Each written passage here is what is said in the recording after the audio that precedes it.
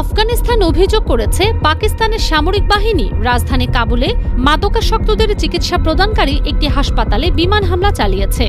এই হামলায় অন্তত 400 জন নিহত হয়েছেন এবং প্রায় 250 জন আহত। তবে পাকিস্তান এই দাবিকে মিথ্যা বলে প্রত্যাখ্যান করেছে। কাতার ভিত্তিক সংবাদ মাধ্যম আল জাজিরার প্রতিবেদন থেকে এই তথ্য জানা গেছে।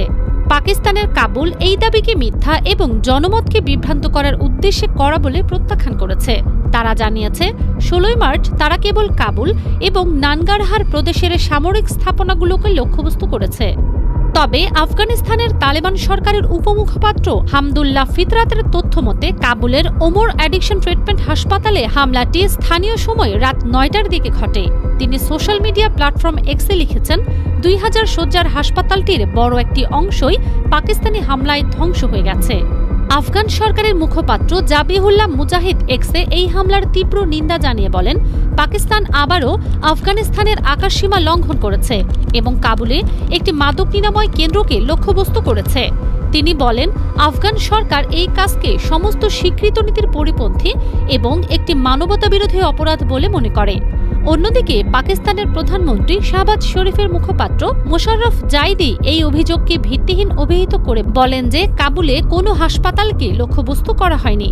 পাকিস্তানের তথ্য মন্ত্রণালয় এক্সে এক পোস্টে জানিয়েছে, এই হামলাগুলো সুনির্দিষ্ট সামরিক স্থাপনা এবং সন্ত্রাসীদের সহায়তাকারী অবকাঠামো লক্ষ্য করে চালানো হয়েছে, যার মধ্যে কাবুল ও নানগারহারে আফগান তালেবান এবং আফগানিস্তান ভিত্তিক পাকিস্তানি যোদ্ধাদের কারিগরি সরঞ্জাম ও গোলাবারুদ মজুত করার স্থান অন্তর্ভুক্ত ছিল।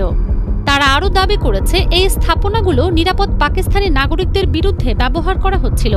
মন্ত্রণালয় আরও বলেছে, পাকিস্তানের এই অভিযান ছিল সুনির্দিষ্ট এবং অত্যন্ত সতর্কতার সঙ্গে করা, যাতে কোনো পার্শ্ব প্রতিক্রিয়া বা অনাকাঙ্ক্ষিত ক্ষতি না হয়।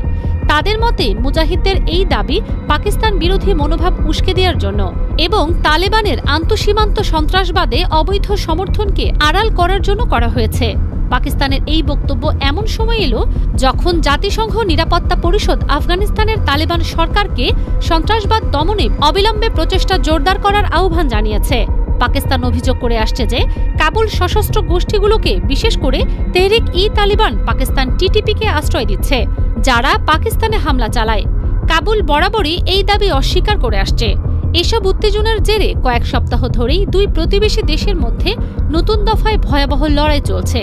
আফগানিস্তান ও পাকিস্তানের সীমান্তে দুই দেশের বাহিনীর মধ্যে কয়েক দফা গোলাগুলির খবর পাওয়া গেছে। প্রতিবেশী এই দুই দেশের মধ্যে সাম্প্রতিক বছরগুলোর মধ্যে এটি সবচেয়ে তীব্র সংঘাত হিসেবে দেখা হচ্ছে।